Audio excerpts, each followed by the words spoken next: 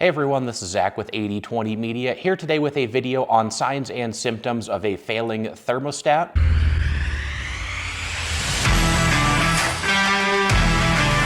The thermostat is responsible for regulating the flow of coolant throughout the engine, and in particular, the flow of coolant through the radiator. So the thermostat basically helps control engine and coolant temperatures by determining how much coolant actually flows through the radiator of the vehicle. When the thermostat is closed, that means that the coolant is not flowing through the radiator. It's being left in the engine, circulating throughout the engine to essentially allow the coolant to heat up as quickly as possible. And then as the vehicle begins nearing operating temperature, the thermostat will gradually begin opening further and further, and that will allow coolant to begin flowing through the radiator and ultimately begin actually cooling the flow of coolant via the radiator. Ultimately, the thermostat's main job is just controlling the temperature of the coolant flowing throughout the engine by determining how much of that coolant is actually allowed to flow through the radiator of the vehicle. That said, let's go ahead and jump in and talk about some of the most common symptoms of a failing thermostat on an engine. Symptom number one, we have overheating or overcooling. Now, this occurs when the thermostat usually fails in the open or closed position. If the thermostat fails in the open position, that means that the thermostat will remain fully open,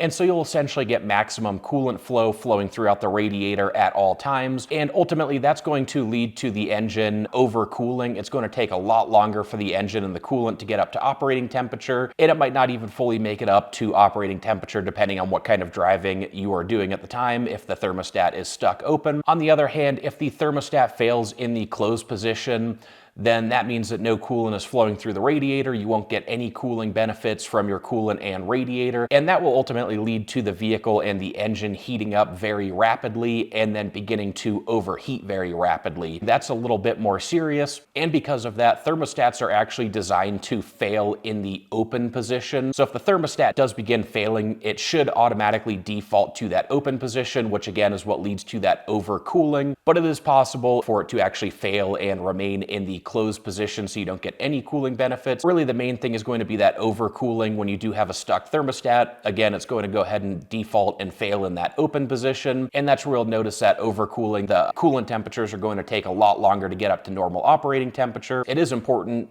that a vehicle remain within its operating temperature range. In the long term, the overcooling can be detrimental to reliability and longevity of the engine, but a lot less severe than in the cases where if a thermostat fails in the closed position, you get that very rapid overheating. Overheating can cause serious and very severe engine damage like head gasket failure and more serious things. If you are running into overheating, you'll obviously want to find a place to pull over as soon as possible when you can do so safely. Moving on to symptom number two of thermostat problems and failure, we have cabin heating issues. So your vehicle's heater actually uses the engine coolant. The heater core relies on that engine coolant to actually heat it up and ultimately blow warm air into the cabin of your vehicle. When the thermostat fails in the open position, you'll have that overcooling, and that's where it'll typically take a lot longer for the coolant to actually get up to operating temperature, and it may not even make it to full operating temperature depending on the engine and vehicle in question. And ultimately, that leads back to the cabin and your heater in the vehicle not working properly.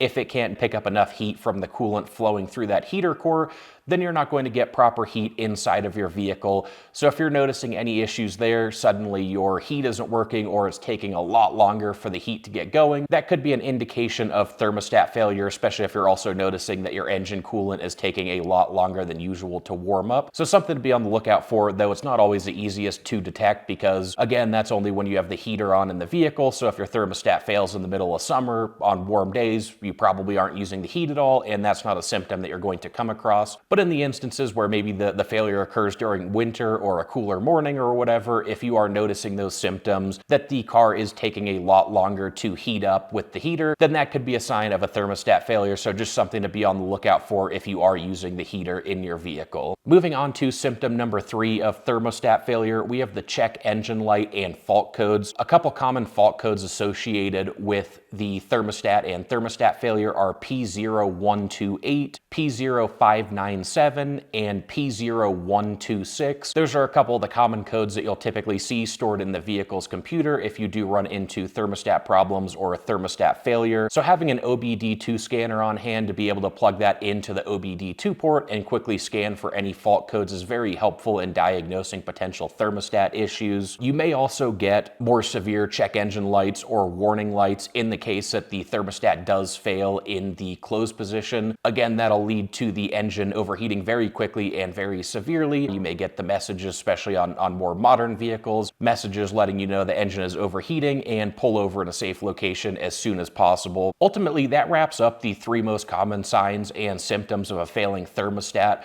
There really isn't too much. Again, the OBD2 scanner and reading fault codes is really going to be your best bet. The other symptoms can be common, but they can also be tough to detect, such as the engine overcooling or the cabin heating issues. As I mentioned before, if it's in the middle of summer, you're probably not even using the heat, you wouldn't even notice that. And if you don't pay attention to your coolant gauge and your engine temperature gauges on a frequent basis, then you likely won't notice those changes. So really, again, the fault codes with an OBD2 scanner is going to be your best bet in pointing you in the right direction and determining if you do have a thermostat issue. One thing to mention quickly in regards to the severity of a thermostat failure, it is typically a pretty minor failure, not something that needs to be addressed as soon as possible, unless again it fails in that closed position and the vehicle is actually overheating. Otherwise, it fails in the open position, and really the biggest symptoms there are going to be the fact that the engine and the coolant take a little bit longer to warm up, and your heater in the vehicle will not work quite as well. Overcooling in the short term isn't a serious concern. However, again, as I kind of alluded to at the start of this video, it is important that engines operate in their optimal and proper temperature ranges. And so in the long term, having that overcooling and not having enough temperature in the engine